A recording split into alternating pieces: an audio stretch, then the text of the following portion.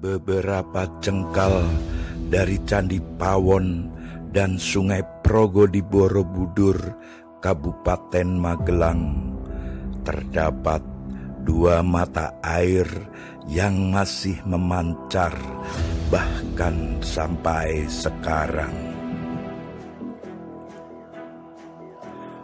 Oleh warga setempat di Dusun Brojonalan, Desa Wanurejo, dua mata air itu dinamakan Sendang Lanang dan Sendang Wadon. Struktur batu bata dan batuan, sebuah stupika atau stupa kecil ditemukan di sini. Diduga merupakan peninggalan Buddha di Borobudur. Entah itu sebuah pondasi rumah pemukiman kuno atau petirtaan menuju candi setelah bersuci, atau bangunan lain yang menyangga candi. Suasana rerimbunan pohon bambu, deru derasnya Sungai Progo, serta dua pohon beringin serasa memunculkan bayangan akan dimensi lain. Sendang lanang, sendang wadon memang bukan hanya yang nyata yang membutuhkan, namun juga alam astral. Salam budaya. Rahayu, rahayu, rahayu. Rahayu. Kenapa? Jadi ceritanya, sedulur semua. Aduh. Ya. Kita tadi mencoba mendeteksi, merasakan energi, bukan mendeteksi ya. Kalau mendeteksi itu disengaja. Ya. Tapi ini tidak disengaja, kita hanya sekedar menengok Ya. dan merasakan. Ya. Ya. Sendang lanang dan sendang wadon atau sendang laki-laki dan perempuan.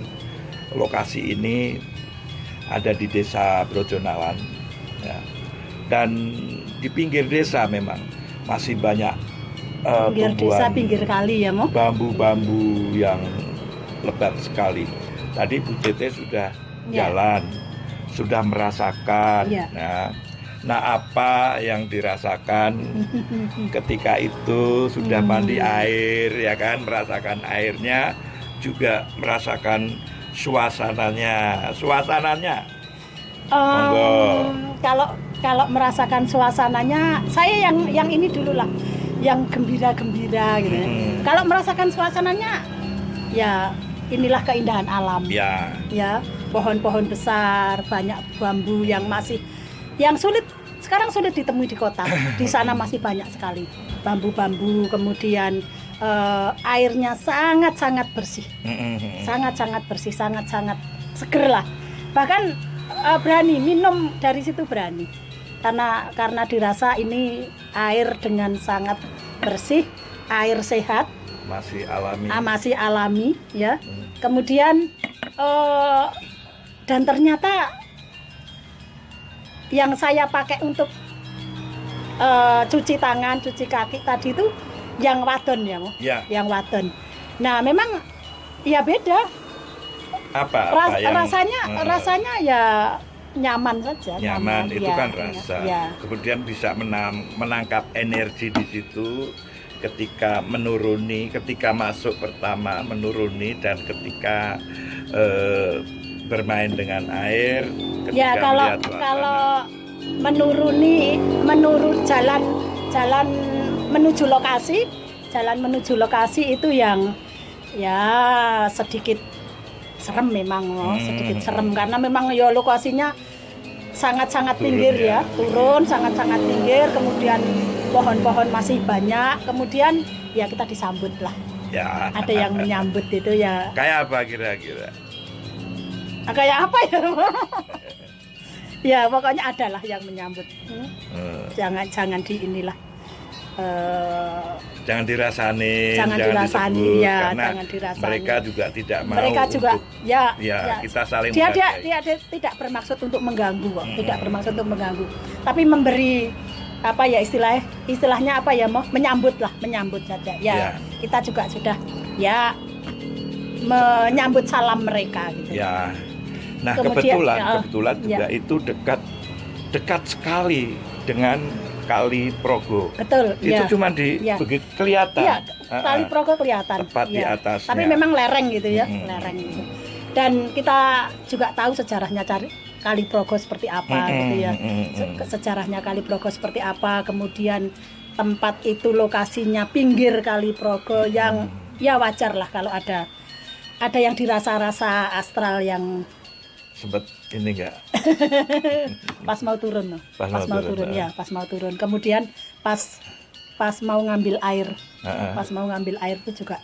Kemudian pas mau saya juga pengen ngelihat yang Candi Lanang itu juga. Wow. Tapi ya ya begitulah. Tapi memang benar ya. Iya. Kalau tadi disampaikan bahwa ada yang menyambut, itu memang benar ya. Karena ketika turun tadi sudah ada orang yang menyambut, namun mereka minggir, kita jalan tuh mereka minggir. Saya tidak akan Romo ngerasa ya ketika saya di belakang Romo. Nah, Bu Tete tadi sampaikan bahwa dia tidak akan menyampaikan seperti apa orangnya. Memang yang saya lihat pun demikian, hanya saya katakan bahwa seperti bayang-bayang antara hitam tapi tidak gelap, jadi semacam abu-abu tapi jelas sekali. Mereka itu minggir dan kami turun ke bawah, dan secara kasat mata tempat itu kotor memprihatinkan lah, tidak terawat. Tapi tempat ini adalah sebuah petirtaan.